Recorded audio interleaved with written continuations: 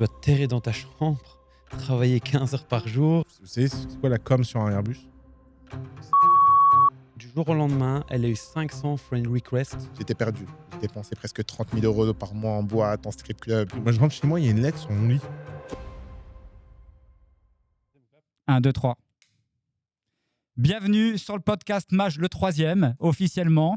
Et bien, très content de pouvoir aborder un sujet qui me tient à cœur, qui s'appelle Pourquoi Dubaï? Pourquoi Dubaï? Ah, c'est ça le sujet du podcast? Mais c'est un super sujet. Ah, c'est génial. Ouais. Tu savais pas? Non, Eh bien voilà, concrètement, je vous donne le topo. Le clap que vous avez eu, c'est Maxime. Il a une société qui s'appelle Prod à Dubaï, qui s'est spécialisée dans la production justement de vidéos pour les entrepreneurs. Et ce soir, le concept, c'est qu'on a ce podcast nomade dans les backstage du Maj Business Club, où d'ailleurs, sur scène, on a eu la chance d'avoir le passage d'Oussama Hamar, de Gabriel et de Marcus. Donc voilà. Les choses sont posées. On va parler ce soir de pourquoi Dubaï. C'est une thématique qui, je le sais, vous plaît. N'est-ce pas? Oui, tout à fait. Ah ouais, moi je suis à fond. Moi. Ah bah oui. Moi je postule pour être chief propagande en chef de Dubaï. Alors. On postule tous pour ça. Et ça me permet de pouvoir lancer la discussion. Et ce que je vous propose, dans un premier temps, bon, vous êtes tous ultra médiatisés. Ouais, vous êtes ultra médiatisés quand même. Surtout Oussama. Ouais, Oussama. Ah, Oussama, c'est sûr, il y a... C'est le grand chef. Oussama, non mais à chaque fois que je suis à côté de toi en France, on ne peut pas faire 3 minutes sans qu'il y ait quelqu'un qui vienne, je veux un selfie, je veux un selfie. Mbappé. Ouais, c'est moins d'argent et de talent. Mais... talent, je sais pas, mais concrètement, non mais je sais pas si c'est un truc qu'il faudra qu'on aborde, mais je veux dire, ça va être une vie, je veux dire, toute particulière, qui a une telle médiatisation. Ouais, non, c'est sûr. Après, bon... Ouais. En fait, je sais pas trop quoi dire parce que souvent les gens cherchent ce genre de méditation. Moi, je l'ai pas vraiment cherché, elle m'est venue dessus. Mais bon, après, ça va, les gens... T'as pas de haters dans la rue. Ouais, bon, il y a un sujet par rapport à Dubaï, c'est qu'aujourd'hui déjà, on a une communauté internationale. Donc, est-ce que ça fait partie des raisons pour toi, justement, pourquoi Dubaï? Est-ce que c'est le fait que... Non, pas du tout. Ouais. Non. Non, je crois pas. D'abord, il y a beaucoup de Français à Dubaï, donc j'arrive pas à sortir à Dubaï sans me prendre un selfie. Donc, au fond, ça change pas grand-chose. Parce que l'intersection entre les Français de Dubaï et les gens qui regardent mes vidéos, elle est quand même très très forte. Ouais. Je suis quand même pas... En France, il y a plein de gens qui demandent des photos, mais l'intersection est plus faible. Ensuite, bon... Non, moi, en fait, encore une fois... Dans 99% des cas, je le prends bien. Enfin, 99,999% des cas, je le prends bien. Cette année, j'ai eu que 2 incidents dans l'année. Il y a un mec qui s'est pris une baffe. Ah ouais? Et... c'est pas toi. Comment? C'est pas toi qui l'as prise. Non, j'ai mis une baffe à un mec. C'est parti tout seul. Et un mec que j'ai poussé. Voilà. Bon, ils l'ont mérité? Bah, je suppose, ouais. mais tu vois, t'imagines sur des milliers et des milliers d'interactions de... Ouais, vu comme ça. Ok, bon, Marcus, moi, c'est la première fois que je te rencontre. Ouais, moi aussi. Déjà, bienvenue chez Maj. Très content de t'avoir avec nous. En vrai, moi, je t'ai découvert par les réseaux sociaux, comme beaucoup de personnes, à mon avis. Tu dégages plein de choses qui sont stylées, des valeurs humaines. Moi, je t'ai entendu parler, en tout cas, ça me parle quand je t'entends parler. Tu parles avec le cœur, on sent que tu es quelqu'un de valeur et autres. Et moi, c'est ce qui m'a parlé, ce qui m'a donné envie, en tout cas, de t'avoir avec nous ce soir. Et on fait un petit exercice. En gros, on se présente 30 secondes. On est dans un ascenseur. Si tu dois te présenter aujourd'hui pour les gens qui ne te connaissent peut-être pas encore, t'es qui? En 30 secondes, je dirais je suis Marcus, un jeune de quartier qui a eu la chance de se lancer dans l'entrepreneuriat pour qui ça a marché et qui maintenant partage son expérience pour que les gens comme moi puissent aspirer à la même vie que moi. Trop cool. Ok. Gabriel? Moi, c'est très différent. Donc, moi, je m'appelle Gabriel et la faculté à devenir entrepreneur est venue de mes parents qui étaient aussi entrepreneurs et qui m'ont donné goût à ça depuis le plus jeune âge. Ok. Bon, ce que je vous propose, premier truc par rapport à Dubaï, avant de pousser le sujet du pourquoi Dubaï, on a tous une famille. Et c'est le premier sujet. Quand on parle de Dubaï, on parle souvent d'expatriation, de quitter un petit peu notre terre natale pour certains. On laisse une famille derrière nous. Comment vous gérez cette situation? Messieurs, est-ce que vous rentrez plus souvent? Est-ce que vous les faites venir aujourd'hui? Comment ça se passe dans vos vies pour pouvoir garder ce lien familial? Et est-ce que ça a été difficile pour vous de se dire, allez, je m'expatrie, je laisse ma famille derrière? Moi, personnellement, ça a été très, très, très difficile, étant donné que je suis très, très famille, surtout avec mes petits frères. Du coup, moi, je suis parti à l'étranger en 2018, j'habitais aux États-Unis. Et là, j'ai fait venir mes frères à Dubaï. Donc, justement, moi, c'était vraiment, vraiment important de justement être entouré de mes proches. Parce que justement, tu sais, Mmh. quand tu te lances dans l'entrepreneuriat, on a tendance à dire entoure-toi des personnes qui te tirent vers le haut. Mmh. Mais pendant un moment, c'était trop. J'étais avec plein de nouveaux amis, plein de nouvelles personnes. Et justement, j'avais comme le mal du pays. Du coup, là, j'ai ramené mes petits frères qui habitent à 10 minutes de chez moi. Trop bien. Et franchement, on kiffe. T'habites où à Dubaï? J'habite à Damakiz. Ok, ça va? Franchement, c'est génial. Ça fait 3 ans que je suis là-bas. Ouais. Et ce que j'aime bien, c'est que moi, de base, j'habitais en région parisienne. Mm. Et pour moi, c'est comme la banlieue. Ah ouais? Tu sais, genre, pendant un moment, j'habitais à Downtown, mais t'es un peu trop proche de tout. Et du coup, ce que j'aime bien avec Damakiz, c'est que je suis à 25 minutes de Dubaï. Mm. Mais des fois, je peux faire peut-être 2 semaines sans aller à Downtown. Et quand j'y vais, c'est pour aller au studio podcast. Trop bien. Donc, Plus en relax vrai, aussi. Hein. c'est plus Plus relax, relax. J'ai de quoi aller courir. On a le terrain de basket. Souvent, je vais jouer avec Gab. Ouais. Donc, en fait, j'ai Ah comme ouais? une petite communauté. Ah, c'est ouf. et- Ouais. J'ai pas fait exprès, hein. Ah, Non, voilà. non, J'ai pas fait exprès, c'est énorme.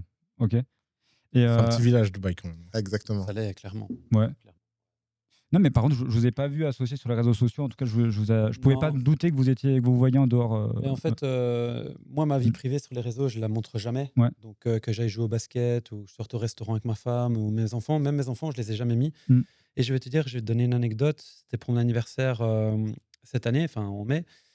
Et j'avais jamais affiché ma femme sur les réseaux. Jamais, jamais, jamais, jamais. Pourtant, on est mariés depuis 7 ans. Là, je l'ai mise. Enfin, elle m'avait amené le gâteau devant. Ben, j'avais 80 invités. Donc là, fatalement, je l'avais mis. On l'a vu 2 secondes en train de m'amener le gâteau.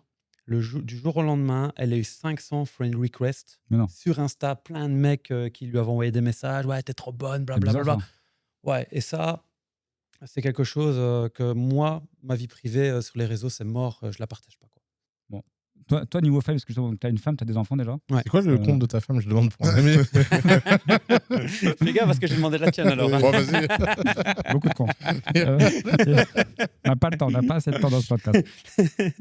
Bon, Dis-moi. ouais, concrètement, donc toi, sur ta famille, là, tu as ta femme, tes enfants, Un enfant, ouais. un enfant, ok. Et le reste de ta famille, donc du coup, comment ça s'est passé cette transition? Est-ce qu'ils viennent te voir? Comment ça se passe? Alors, moi, déjà, j'ai déménagé à Dubaï en 2015. Donc, ça date, ça fait déjà un petit temps. Mm. Et alors, avant d'avoir emménagé à Dubaï, j'avais emménagé en Roumanie pendant quelques années. Et avant ça, j'avais emménagé en Tunisie.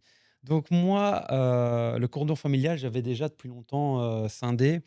Donc, moi, ça ne m'a pas touché tant que ça, loin de là. Mais parce que je suis parti très jeune, tu vois. J'ai 38 ans, je suis parti depuis 22, 23 ans. Donc, moi, ça ne m'a pas impacté, pas tant que ça, quoi. Ok. Bon, pour beaucoup, Dubaï, c'est vraiment décrit comme un lieu où tout est possible. Alors, messieurs, est-ce que vous avez rencontré des opportunités que vous pensez vous n'auriez pas eu ailleurs qu'à Dubaï? Est-ce qu'aujourd'hui, vous pouvez vous dire concrètement, bah, ça m'a apporté quelque chose que j'aurais pas pu avoir ailleurs? Oussama? Ouais, plein de choses. Il y a quelque chose dans Dubaï qui est incroyable, c'est que c'était un désert il y a quelques années et on peut pas s'empêcher de penser à ça tous les jours. J'ai l'impression que tous les jours, quand on se lève, qu'on va quelque part, on se dit putain, ici il y avait du sable et maintenant il y a ça. Qu'est-ce que je fous avec ma vie? Et je pense que ça, c'est le plus grand apport de Dubaï. C'est que ça te met une claque d'ambition permanente, en fait. Et je pense que c'est mental. Pour le coup, Dubaï est sans doute la plus belle ville de développement personnel du monde. Parce qu'il y a un côté... la ville te fracasse un message en permanence. En mode, regarde, tout est possible. T'as pas d'excuses. On n'avait pas de pétrole, on était un désert, on avait des cailloux, on était des bédouins, on savait pas lire et écrire. Et on a fait tout ça en 2 générations. C'est quand même... Il y a un côté surréaliste. Et résultat, ça s'exprime dans quelque chose qui est que c'est une société de confiance et pas de défiance. La France est une société de défiance. Tu as besoin d'énormément de protection. Alors que Dubaï est une société de confiance. Donc les gens se font très, très confiance très facilement. Et les deals sont rapides. Et moi, j'aime bien l'idée que, en fait, comme le système judiciaire fonctionne quand même très bien à Dubaï, si quelqu'un t'arnaque et tout, il va quand même assez vite en prison. Et bah, ça veut dire que les gens se sentent très, très rassurés. Et donc, les deals sont smooth. Et moi, ça m'a fait bizarre au début parce que je venais d'une culture de la due diligence. Par, par exemple, le premier deal que j'ai fait à Dubaï, je dis, il est où le mémo fiscal? Le mec, il me regarde et fait bah, quel mémo fiscal? Il n'y a pas d'impôt. J'étais, ah oui, pardon, je suis con. Pardon.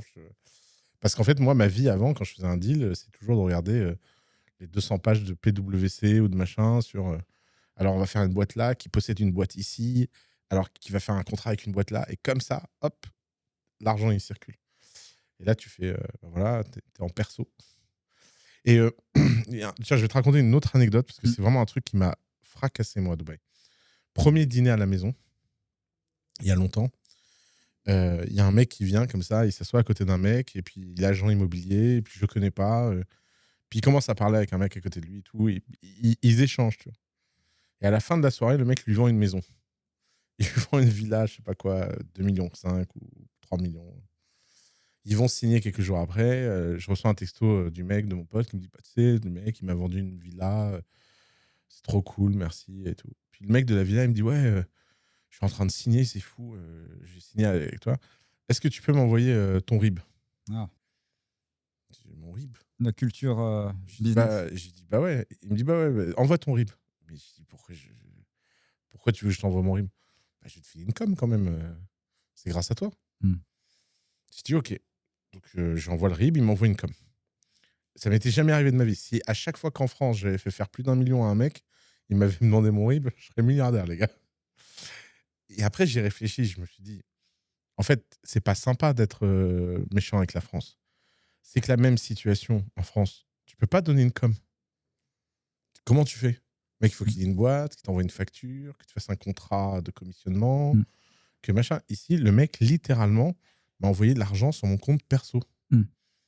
Et je pense que quand on est ici depuis longtemps, on se rend même plus compte cette dinguerie, en fait. Ouais, mais quand on est dans le monde réel, machin, et c'est vrai, moi, j'ai touché des fois des coms sur des très gros deals en France, mais c'est une galère. En plus, après, les impôts, ils viennent, ils disent pourquoi vous avez touché une com? Bah, connard, je fais la mise en relation, machin. Ah non, mais est-ce que c'est pas un enrichissement sans cause? Est-ce que vraiment vous avez mérité cette com? Est-ce que vous pouvez nous montrer les emails de travail? Oui. J'ai pas d'email, je parle au téléphone, au resto, enfin, tu vois. Ça me fait penser à, en tout cas, ces opportunités que tu présentes, des personnes qui se sont rencontrées. Bah, c'est la qualité de networking à Dubaï. Hein. On se retrouve aujourd'hui, il y a un flux migratoire de millionnaires, de personnes qui pensent autrement, qui sont passées outre les préjugés de Dubaï. Et je pense que voilà, ça crée des choses exceptionnelles.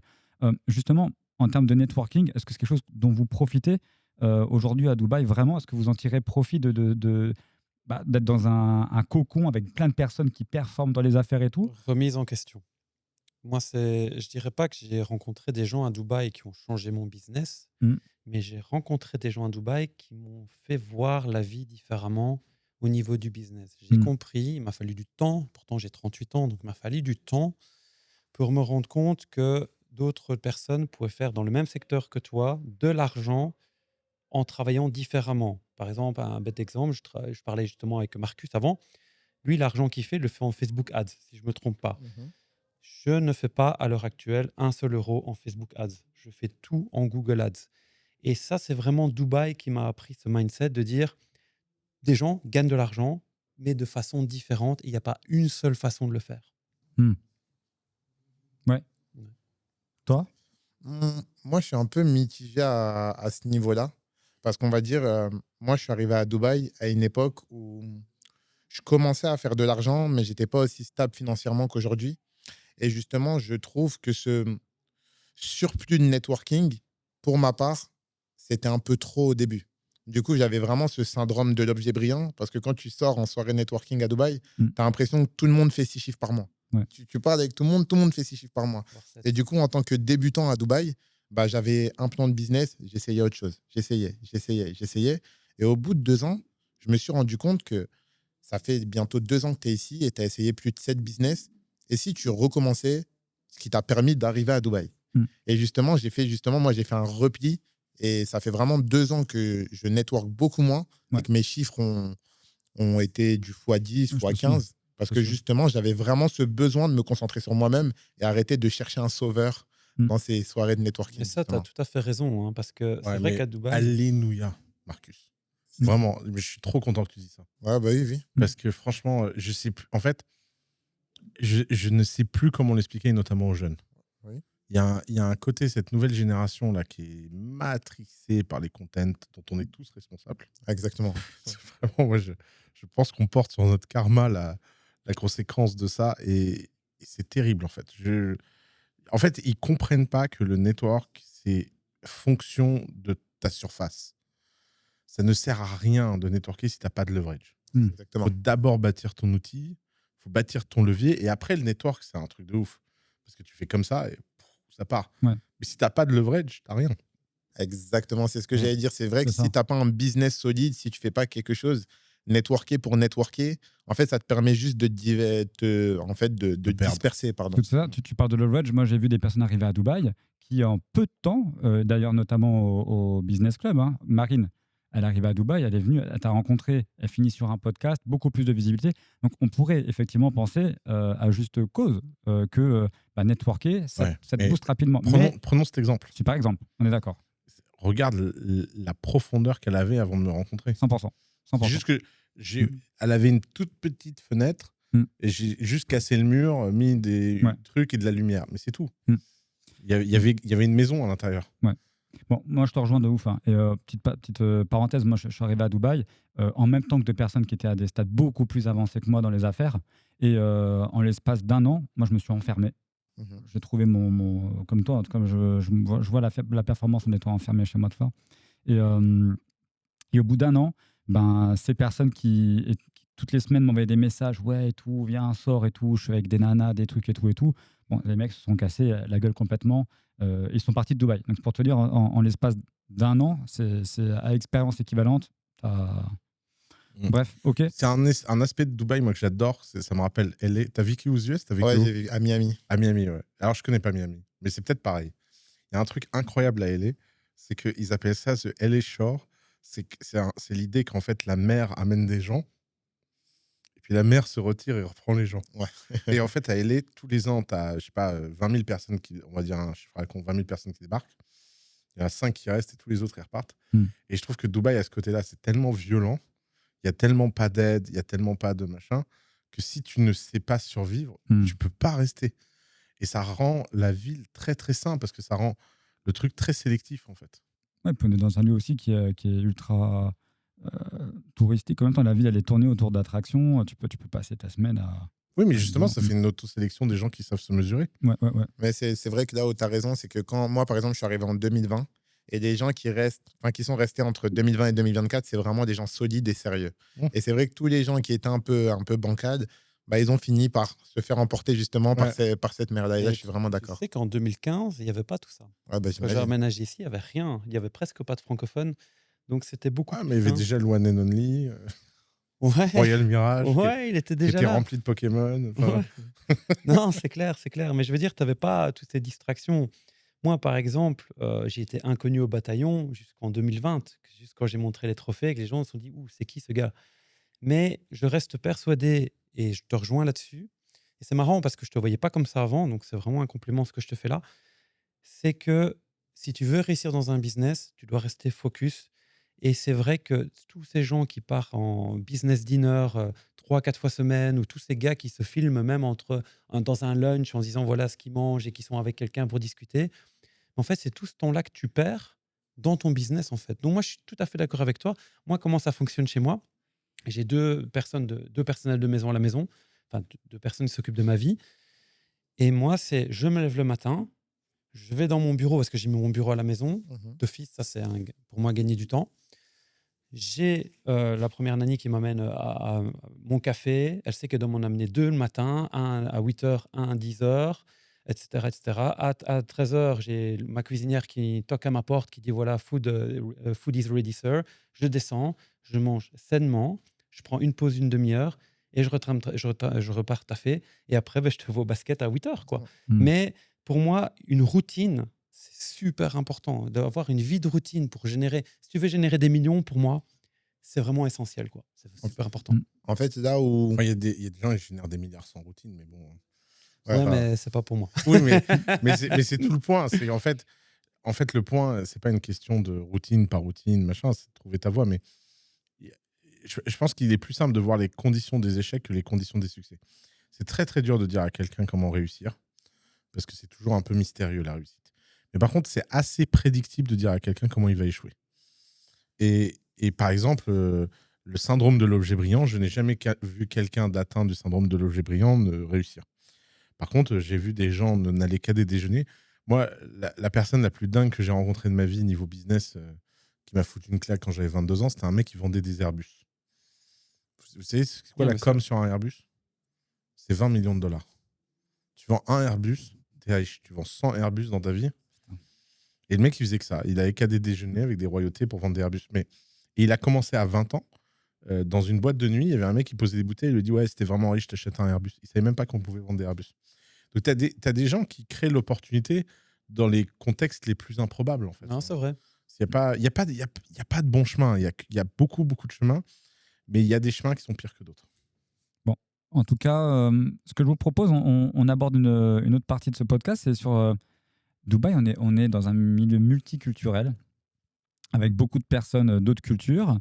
Et la question que je vais vous poser, c'est aujourd'hui, est-ce que vous avez commencé à travailler en collaboration avec d'autres cultures et notamment à commencer à échanger niveau travail en anglais? C'est-à-dire qu'aujourd'hui, on le sait, on arrive avec un sac à dos de français, belges, francophones, où on n'est pas bon en anglais. Les Libanais, bon, c'est autre chose.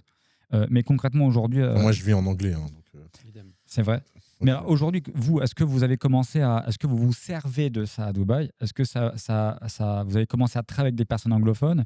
Et la petite question ensuite qui viendra, je peux déjà vous la donner pour que vous commenciez à bosser dessus, peut-être dans vos têtes, c'est est-ce que l'internationalisation, vous y pensez dans ce que vous faites aujourd'hui, de par le fait que vous êtes à Dubaï? Gabriel. Alors, la première chose, c'est non, je n'ai pas employé à Dubaï parce que je continue à penser que la main-d'œuvre est quand même plus chère que dans certains pays du tiers-monde. Par contre, quand j'ai vu autant de Philippins travailler ici, ben, ça m'a convaincu d'engager des Philippins aux Philippines.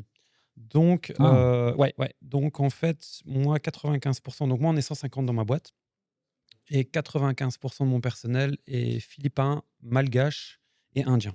Ok. Donc, à part les malgaches avec qui je parle français parce que j'en ai besoin pour le support commercial, Ouais.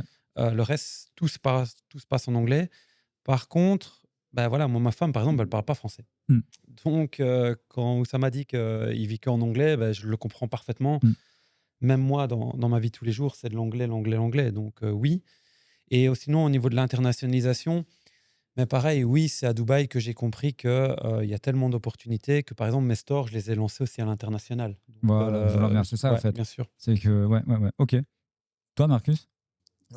Justement, moi, par rapport à l'e-commerce, j'ai toujours fonctionné à l'international. Ok. J'ai lancé très peu de boutiques en France. Mm. J'ai directement compris qu'à à l'étranger, il y avait justement de grandes opportunités. Parce que justement, à l'époque, je voyais par exemple quelqu'un comme Yomi qui vendait énormément de formations en France. Et moi, dans ma tête, en tant que débutant, j'avais cette frayeur en me disant, mais au vu du nombre qu'il envoie en France, est-ce que c'est pas saturé? Et du coup, dès le début, j'ai été à l'étranger, dès mes premiers chiffres. Ouais. Mais sinon, hormis ça, j'aimerais bien, en termes de contenu, commencer à se lancer en anglais. Donc, c'est pour ça que d'ailleurs, je vais partir aux États-Unis à partir de janvier. Ouais. Et j'aimerais bien parce que je me dis que je suis arrivé à un stade où je suis sûr que, en fait, c'est toute une question de niche et d'audience.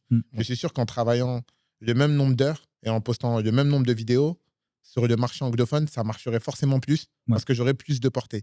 Et j'ai l'impression justement que le plafond de verre, il est plus facilement ici.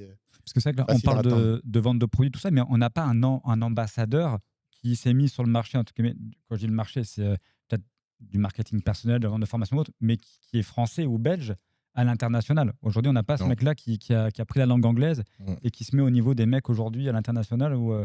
Sur le marché de la formation, en fait, il y a un problème en étant français de distorsion de la réputation. Et je pense pas qu'on soit très crédible en business.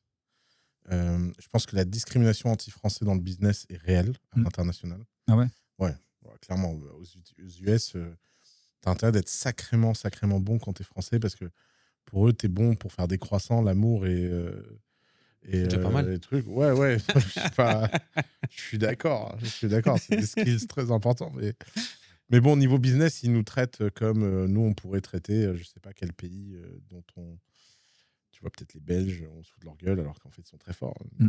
Mais c'est un peu pareil, quoi. Ça, je suis d'accord. T'es d'accord, t'es Ouais, belge. très très fort les Belges. J'en doute pas. Mm. Mais c'est de bon ton en France de taper sur les Belges. J'ai jamais compris pourquoi d'ailleurs. Mais bon,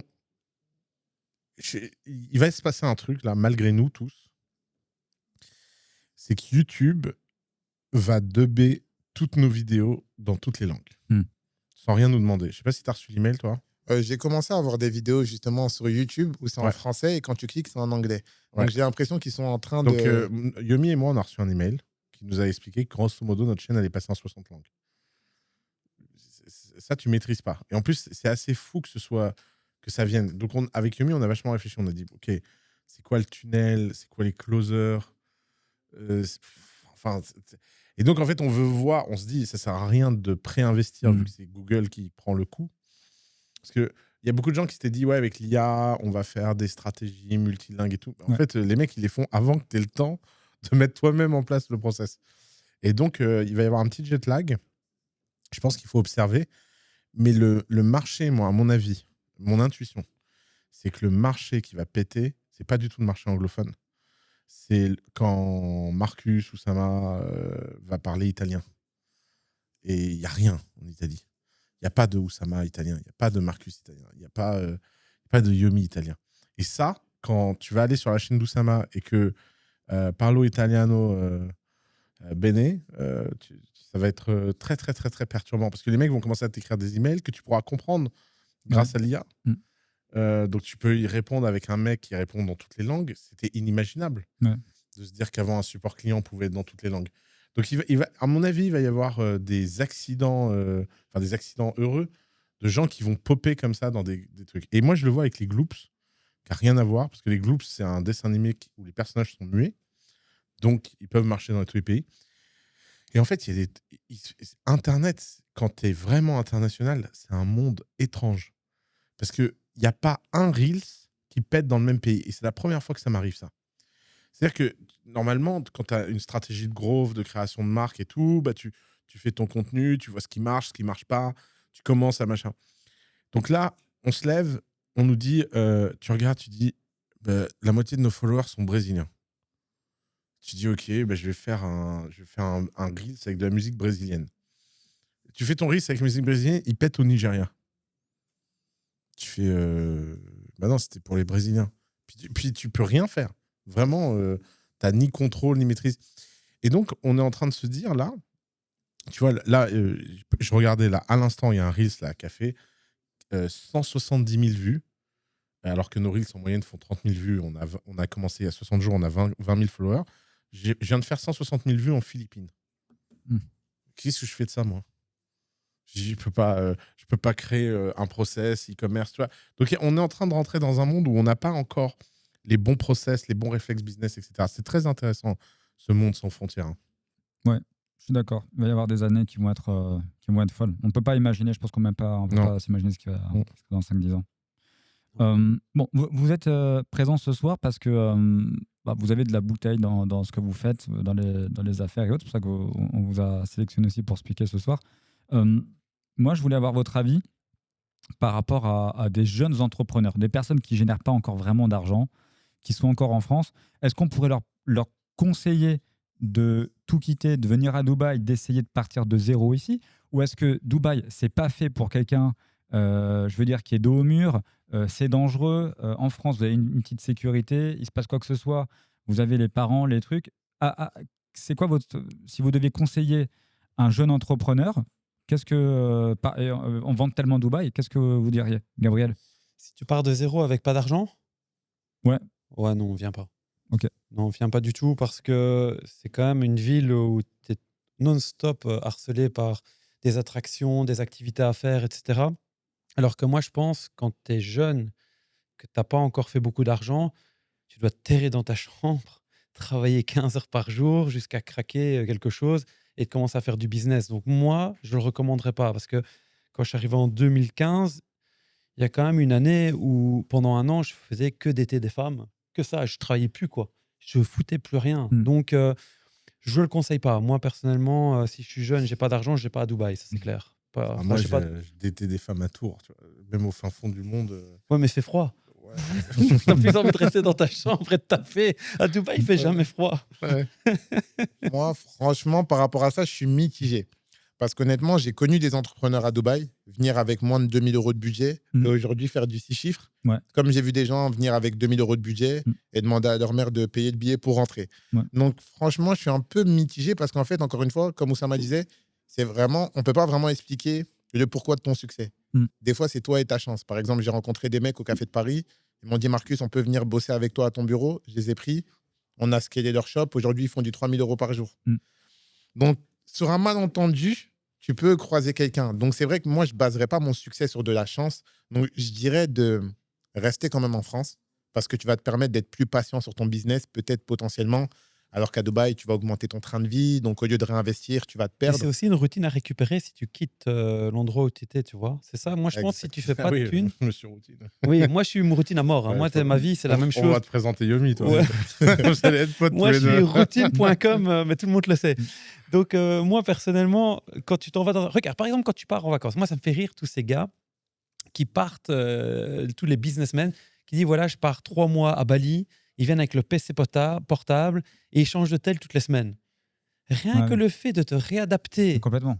tu perds un Ah, ça temps de dépend, dingue. Ta productivité, elle est divisée par 2. Ouais, enfin, moi, je peux changer d'hôtel tous les jours, avoir la productivité. C'est vrai, de- ouais. franchement, regarde, à ton mariage, j'ai fait un deal.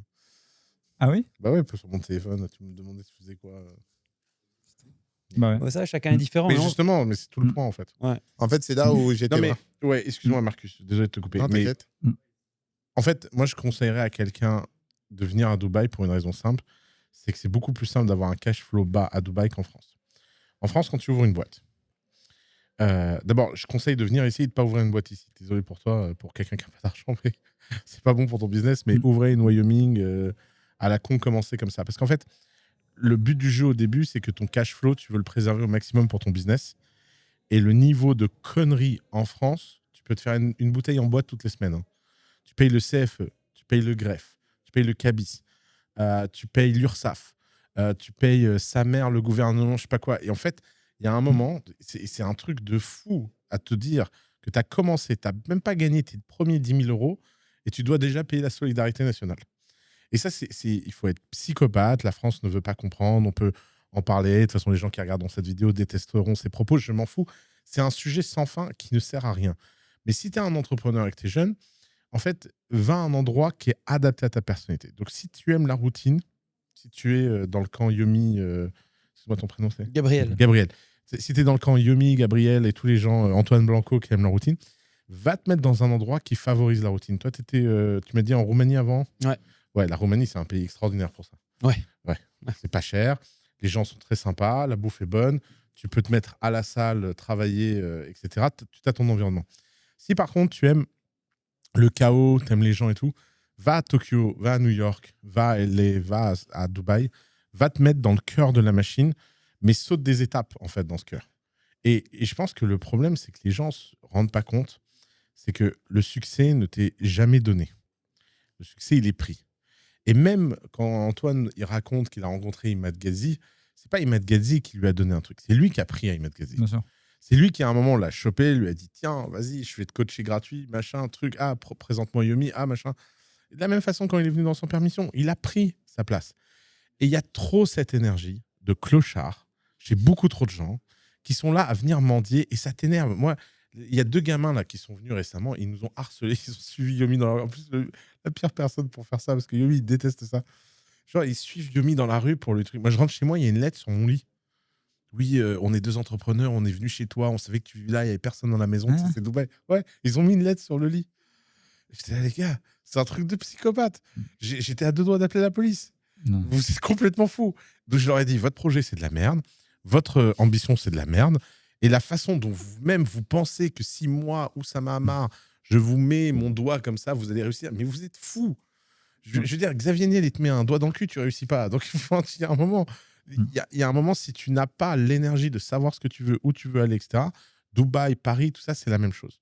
Ouais. Mais je pense que Dubaï est très, très, très adapté aux gens extravertis. C'est une ville d'extravertis. Et aux gens qui savent rester disciplinés dans l'extraversion. Parce que si tu es extraverti et que tu sombres, que tu sais jamais où est la limite.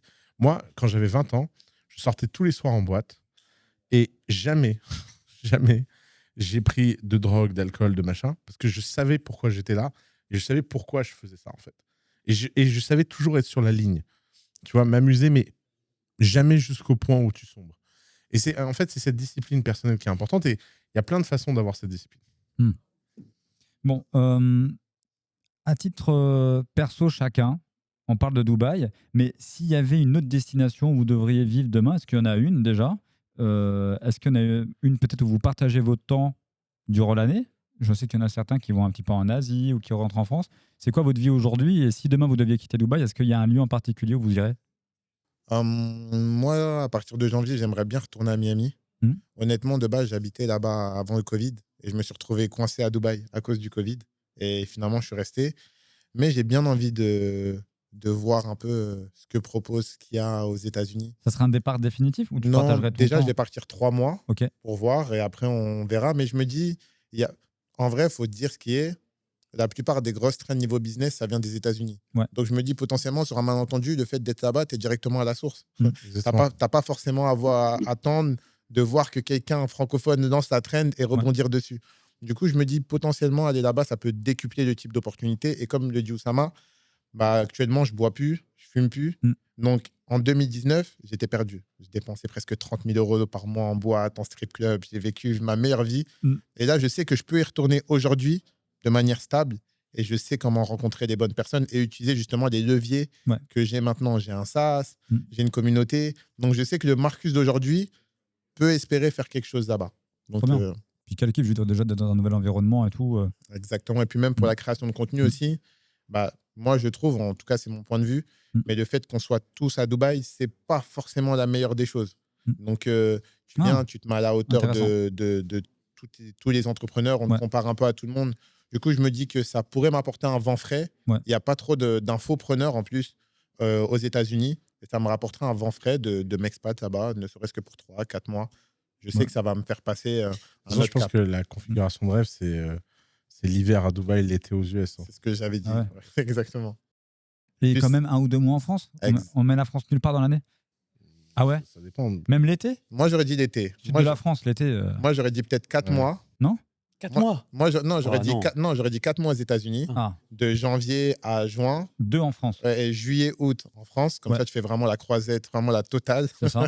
Et tu reviens pour le Q4 à Dubaï. Ça serait vraiment le chiffre parfait. Mais bon, il faut calculer pour que les impôts restent bien à Dubaï. T'as dit US, t'es quelle période aux US? US, moi, j'aurais fait janvier à juin. Tu vas le faire dès janvier, là? Là, dès janvier, je suis parti. Putain, on peut pas te suivre. Ça, franchement, je peux pas, là. Ça serait stylé qu'on arrive à se faire une équipe genre de Français qui sont chauds pour partir genre 3 mois là-bas et tout en même temps. Ok. Dac, bon, je vous pose une question. Ça va vous... Attends, juste un temps pour te répondre. Oui. Moi, c'est ma plus grande terreur. En fait, je ne sais pas où vivre à part Dubaï en ce moment. Je vais te répondre la même chose. En fait, quitter Dubaï pour aller où? Ouais, laisse tomber. C'est ça le problème. Les US, c'est sympa, mais la vie aux US, tu bouffes de la merde, tu t'empoisonnes. Les gens sont très transactionnels. Je comprends pour le grind, je comprends pour le business, c'est le meilleur endroit au monde. Moi, mais je continue à capitaliser sur les 4 ans que j'ai passés aux US, il y a maintenant 14 ans. Donc, niveau retour sur investissement, tu peux pas faire mieux. Mais putain, la vie de merde. Ah ouais? Ouais.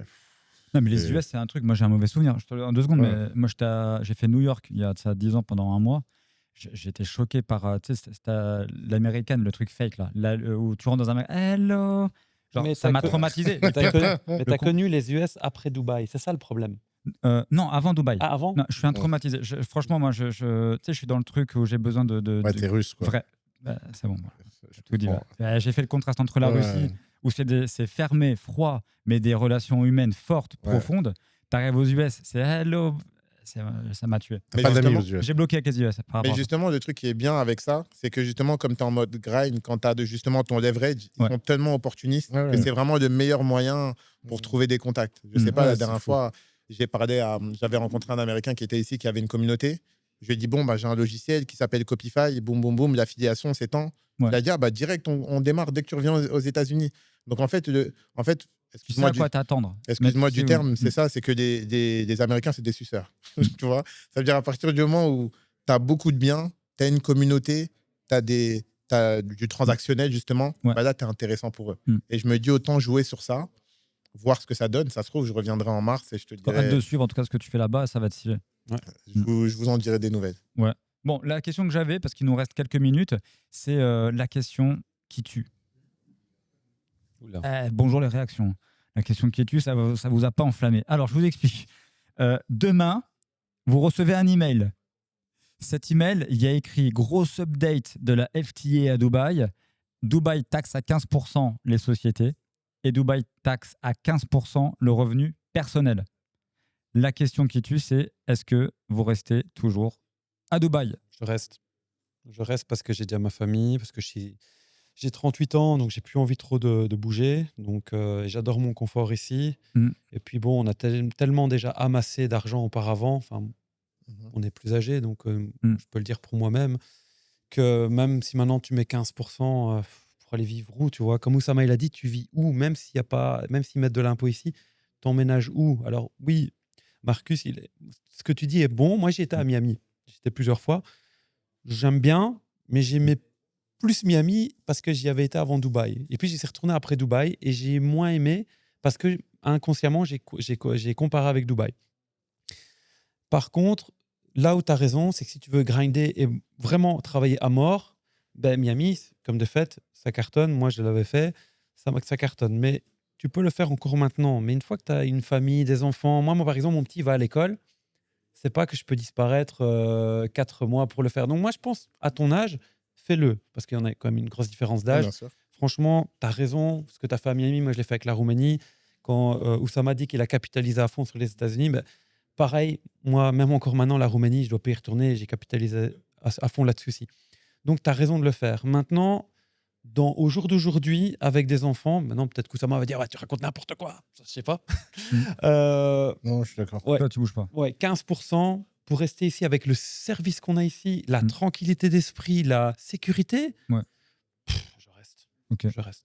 Ous 15% sur les sociétés, 15% revenus perso taxés. Tu restes à Dubaï, oui ou non? Je serais très déçu, mais je reste. Allez, c'est closé. Marcus? Moi, honnêtement, j'irai tester quand même ailleurs. Je me dis, Bah, tu vas avoir du mal à trouver moins cher. ouais, c'est vrai Parce que que la vraie question, c'est 30-30. La question, c'est au bout de combien de temps tu vas revenir? Ouais, c'est ça en fait. Mais Le en fait, 30-30, tu es au niveau des US. Qu'est-ce que tu fais en fait, je suis vraiment, moi, je suis de personnalité curieuse. Je suis vraiment de personnalité curieuse, donc je me dis, je suis encore jeune, j'ai pas essayé énormément de pays. Ouais. En fait, ça fait 4 ans que je suis à Dubaï, et avant ça, j'avais pas énormément voyagé. Mm. Donc, si je vois ça, je me dirais, bon, en vrai, va essayer ailleurs. Et peut-être que je rejoindrai Gab et je dirais, ah, j'ai fait 4 ans à Dubaï, j'ai fait 6 mois aux États-Unis, je retourne là-bas. Peut-être. Mais je pense que ça serait pour moi une opportunité de partir. Maintenant, à 30-30, peut-être que je pars. Là, par contre. À parce qu'il a 30-30, fait- tu pars, ouais. Mais tu pars où Non, ça, je sais pas encore. Mais par contre. Le Attends, où il est. attends. Par contre, le 30-30, je le fais parce qu'on oublie quand même que le coût de la vie à Dubaï, il est démentiel. Il est vraiment cher. Donc, à partir du moment où si je paye des impôts qui ressemblent un peu à la Belgique, bah, ça reste plus bas. Avec le coût de la vie ici qui est beaucoup plus cher, et ça n'arrête pas de monter. Hein. Entre 2015 Ah ouais, mais et tu maintenant. compares à la Belgique. Ouais. Ouais, parce que j'allais dire. C'est toujours difficile de parler de coût de la vie, les gars. Je trouve. Hein. Non, mais le coût de la vie par rapport à New York, Londres, tu vois, il est- Ouais, ok. Non, mais c'est tout le sujet. en Ouais, ok. Bah oui, mais c'est le Ok. sujet. fait. Moi, j'ai l'impression que c'est vraiment pas cher Dubaï. On est d'accord. Pour On est l'instant. d'accord. Mais ça monte. Oui, bah, On est c'est pas mal. Il y a tout point de vue. Enfin, t'arrives, t'es touriste, c'est la première fois que tu arrives à Dubaï. Qu'est-ce que tu fais? Tu vas dans la marina, tu vas dans les restaurants au bord de mer, tu vas bouffer avec des plats à 10 balles, à 12 balles, à 15 balles. Tu es dans un lieu. Bienvenue à Dubaï. Ouais. Ouais, c'est vrai. Non, mais, Non, mais Dubaï, c'est très perturbant psychologiquement parce que c'est un des pays à écart type les plus élevés. Bah oui. C'est ouais. très, très bizarre d'ailleurs. Mm. Tu peux me payer 1 000 € un déjeuner et 10 € un déjeuner. C'est clair.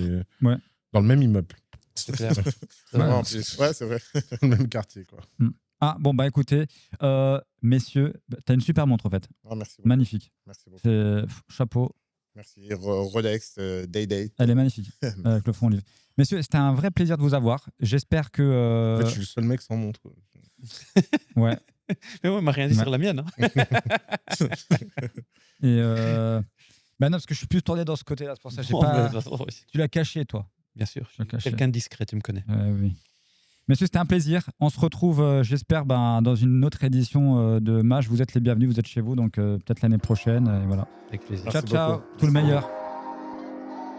Woke up today, smile on my face, may not go my way, still got my faith, so I'll be okay. I'll be okay, I'll be okay. Running our race, just at our pace, made some mistakes, but learned a few things, so I'll be okay.